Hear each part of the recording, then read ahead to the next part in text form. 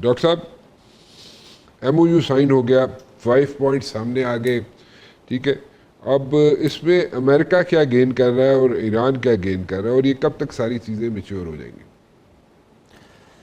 अस्सलाम वालेकुम, आपको भी और नाजरीन को भी मेरे ख्याल में, और डॉक्टर शमशाद साहब को भी अस्सलाम वालेकुम। अभी जो लास्ट टाइम जैसे हमने बात की थी कि MOU साइन तो एक एंड ऑफ अ बिगिनिंग है, ठीक है। और जो पहले दिन की कार्रवाई हुई है लेक ल्यूसन में, वो उसमें 5 डायरेक्शंस इन्होंने चूज़ किए हैं बेसिकली, कि आगे जो 60 दिन है वो कैसे लेके चलने हैं।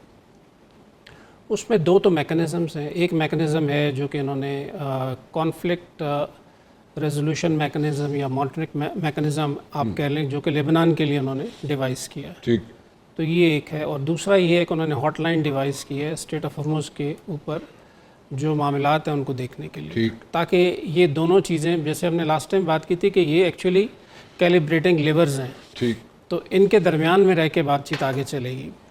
तो तीसरी अहम बात जो है वो है, आई थिंक जो मेन एरिया है, आप मेन डिश कह लें जिसके ऊपर बात होगी, और वो है इनकी न्यूक्लियर।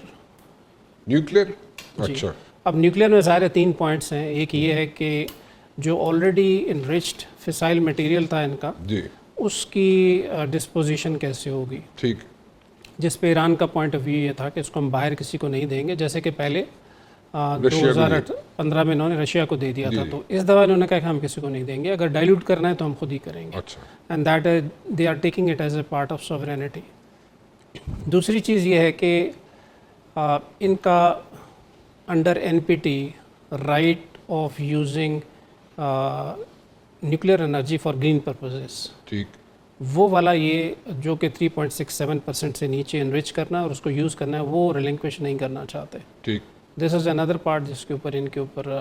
और तीसरा पॉइंट इनका न्यूक्लियर वेपन्स के बारे में, कि न्यूक्लियर वेपन्स ये नहीं करेंगे। तो न्यूक्लियर वेपन्स पे तो already they had, I think जो इनके सुप्रीम लीडर जो शहीद हुए उन्होंने तो पहले से ये इस पे फतवा दे दिया था, ठीक। तो ये 3 पॉइंट इसमें आ जाएंगे, और उसके बाद 2 पॉइंट्स हैं जो बेसिकली इनकी जो वॉर रेपरेशन के पॉइंट ऑफ व्यू से हैं। तो वॉर रेपरेशंस में एक तो है कि इनके जो फ्रोज़न एसेट्स हैं उनको कैसे अनफ्रीज किया जाएगा। उसमें कतर के साथ इनका एक मुआहदा हुआ है जिसमें 12 बिलियन उन्होंने ऑलरेडी कर दिए हैं, 12 बिलियन वो दोबारा और करेंगे, और ओवरऑल जो है ना 300 बिलियन ये इनका रिलीज़ होगा पैसा, ठीक।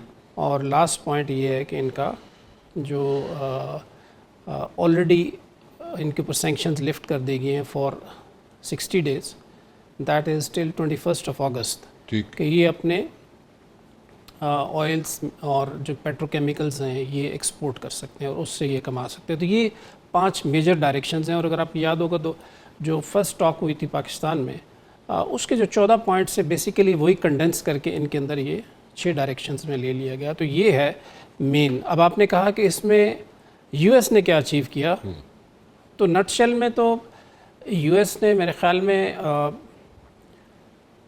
खाया पिया कुछ नहीं और ग्लास तोड़ा। ओके।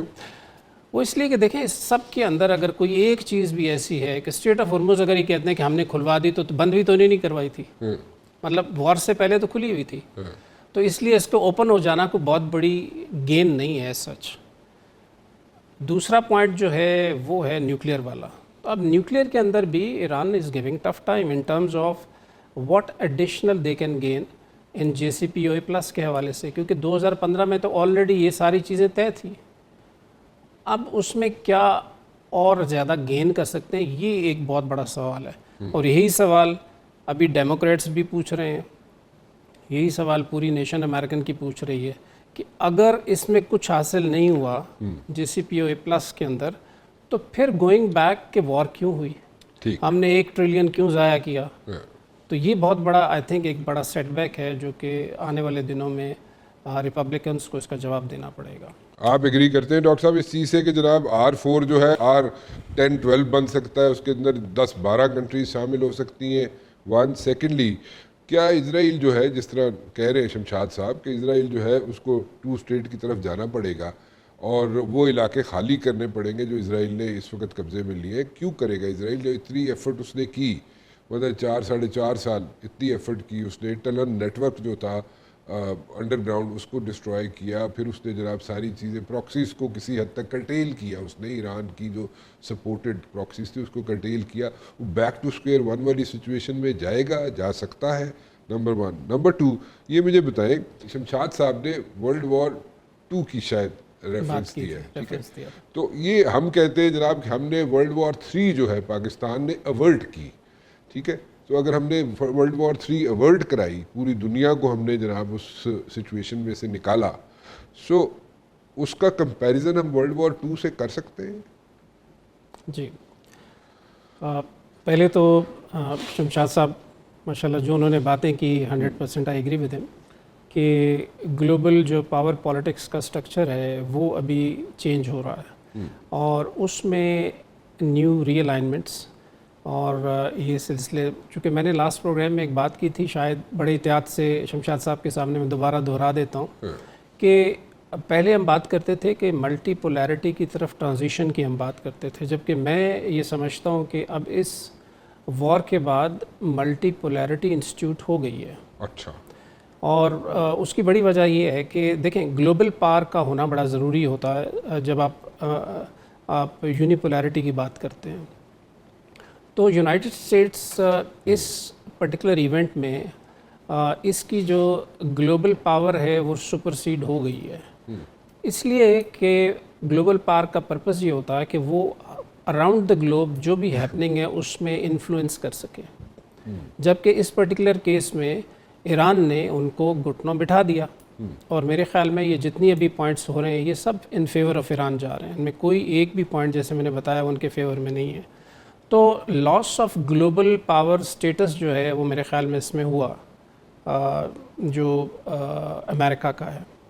दूसरा एक बड़ी इम्पॉर्टेंट चीज़ और हुई है जो कि बहुत कम डिस्कस हो रही है, वो है इसी ही ड्यूरेशन में, आई थिंक 17 या 18 को, वो है कि अमेरिका ने जो अपनी इंडो पैसिफिक कमांड थी उसको, जो कि 2018 में इन्होंने पैसिफिक कमांड को रिकन्स्टिट्यूट करके इंडियन ओशन को भी उसमें डाला था और उसके बेसिस पे इंडो पैसिफिक स्ट्रेटजी बनाई और उसकी बेसिस पे 2017-18 की जो उनकी नेशनल सिक्योरिटी स्ट्रेटजी है उसके अंदर इन्होंने इसको इंडिया को बहुत बड़ा रोल दिया था जो नेट सिक्योरिटी प्रोवाइडर का था, वो इन्होंने चुपके से वापस रिवर्ट कर दी है। अच्छा।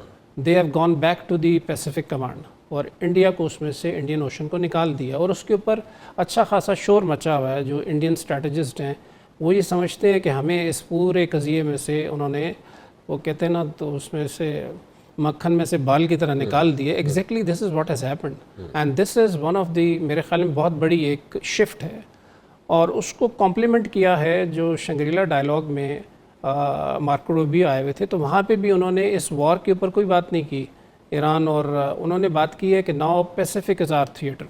अच्छा। और तीसरी एक और बड़ी डेवलपमेंट ये है कि जो शमशाद साहब ने अपनी बात की थी वर्ल्ड वॉर 2 के बाद कि रीअलाइनमेंट्स हुई और नेटो बनी, जी जी। तो उसका जो आर्टिकल 5 है उसके मुताबिक तो America is to work with the sovereignty of European countries, लेकिन अब ऑफ लेट उन्होंने तकरीबन हफ्ता पहले अपनी जितनी फोर्सेस अटैच की हुई थी उन्होंने वो डिटैच करना शुरू कर दी, एयरक्राफ्ट कैरियर निकाल लिए, बाकी भी मेजर फोर्सेस वहाँ से निकल रही हैं। तो ये बड़ी शिफ्टिंग है जो मैं बात करता हूँ। जैसे आपने कहा ना कि वर्ल्ड वॉर 3, तो वर्ल्ड वॉर 3 असल में वर्ल्ड वॉर क्या होती है मेरे पॉइंट ऑफ व्यू से, दो उसके होते हैं। एक तो स्केल ऑफ एंगेजमेंट होती है, यानी कि बैटलफील्ड बहुत बड़ा होता है, और दूसरा है कि उसका इफेक्ट ग्लोबल होता है जी। तो अगर हम ईरान और यूएस की जो भी प्रेजेंट, और ये वर्ल्ड वॉर 1 और वर्ल्ड वॉर 2 हुई है जब न्यूक्लियर नहीं होते थे, ओवरहैंग नहीं था या न्यूक्लियर एसेट्स नहीं थे, तो उसके बाद से चूँकि अभी न्यूक्लियर वेपन्स आ गए हैं तो अब फॉर्म ऑफ वॉर चेंज हो गई है। तो उसमें शायद ग्लोबल इन्वॉल्वमेंट प्रैक्टिकली स्केल के ऊपर तो ना हो कि उसकी इतनी बड़ी, लेकिन जो इफ़ेक्ट है वो बड़ा ग्लोबल था इसका। ठीक। हर कंट्री, यानी कि वर्ल्ड वॉर 1 में अगर 30+ कंट्री इफेक्ट हुए थे और इन्वॉल्व थे, और वर्ल्ड वॉर 2 में अबाउट 100+ थे, तो इसमें तो 192 के या 196 जितने भी हैं, यूएन के इंटायर ग्लोबल एक्चुअली उसका हर्ट हुआ, और उसका इफेक्ट भी इकोनॉमिकली भी बहुत सीवियर है और आने वाले दिनों में भी उसका रिपल इफेक्ट होगा। तो उस हिसाब से मैं तो समझता हूँ कि ये एवर्ट मैं तो नहीं कहूँगा, मैं तो कहूँगा शायद हम वर्ल्ड वॉर एक मॉडर्न वेज की वर्ल्ड वॉर 3 में से गुजर गए। अच्छा। जैसे पहले लोगों को हार्ट अटैक होता ना तो वो बड़ा सीवियर होता था, अब अगर अंजाइना होता है तो आप हॉस्पिटल जाते हैं तो वो डॉक्टर साहब कहते हैं कि आपको तो ऑलरेडी हार्ट अटैक हो चुका है एंड यू सर्वाइव्ड इट। तो समवट क्लोज टू दैट, क्योंकि इसका एम्बिट इतना सख्त है और इतनी ज़्यादा है कि अब जैसे मैंने कहा ग्लोबल पावर तो चेंज हो गया, अब मल्टीपोलैरिटी इन प्लेस हो गई। इसी के साथ साथ जो चाइना है वो अपनी जो ग्लोबल गवर्नेंस इनिशिएटिव ले आया एज ए पैरेलल सिस्टम्स के तौर पे, जिसमें एग्जिस्टिंग सिस्टम की कैलिब्रेशन है बेसिकली कि आपकी जो ग्लोबल साउथ की रिप्रेजेंटेशन इनटू यूएन की बहुत बात करते हैं, WTO में बात करते हैं, IMF में बात करते हैं, इन सब के अंदर रिप्रेजेंटेशन नहीं है। तो दे टॉक अबाउट कि global south has to be represented in this. तो ये एक रिकैलिब्रेशन होगी। रूल बेस्ड ऑर्डर की बात करते हैं और उसमें एक्सक्लूसिविटी की बात नहीं वो करते। उसके बाद सॉवरेन इक्वालिटी की बात करते हैं, पीपल सेंट्रिक अप्रोच की बात करते हैं और उसके बाद री इलेक्शन की बात करते हैं। ये 5 कार्डिनल पॉइंट्स हैं। तो मेरे ख्याल में तो जो वर्ल्ड वॉर के बाद री अलाइनमेंट, री नेगोशिएशन के बाद जो सारी चीज़ें होती हैं उसमें तो अब आप देखें कि ब्लॉक्स ऑलरेडी नज़र आना शुरू हो रहे हैं। जैसे अमेरिका और यूरोप का ट्रांस अटलांटिक जो बड़ी क्लोज थी वो जैसे डॉक्टर साहब ने कहा कि जैसे इन्होंने शमशाद साहब ने सॉरी कहा कि इन्होंने जो कि नॉर्थ में ग्रीनलैंड के ऊपर जब इन्होंने इन्वेजन करने की कोशिश की तो पूरा नेटो यूरोप खड़ा हो गया जी। तो उसकी वजह से रिफ्ट बहुत बड़ी। फिर अभी जैसे नेटो से पुल आउट हो रहा है, ये भी एक बड़ा है। तो अब ये सारे रीअलाइनमेंट होना शुरू हो गए हैं, जिसमें R4 की भी आपने बात की। अभी सऊदी अरेबिया जो है इसके फ़ौरन बाद एक और GCC कंट्री प्लस ईरान के साथ मिलके वो एक all countries GCC including Pakistan and Iran, वो भी एक कोशिश कर रहे हैं कि एक समिट करें जिसके अंदर this is like Saudi Arabia, Iran and Pakistan plus all GCC countries, so that they develop a regional mechanism in which, जैसे कि अभी ईरानियन प्रेसिडेंट तशरीफ़ लाए थे तो उन्होंने ओपनली कहा था कि we are there to extend our good faith, good security hand for all the GCC countries, so that we sit together और हम आपस में ही इस चीज़ को सॉर्ट आउट कर लें ताकि बाहर से आके कोई उसको हमें ना बताए।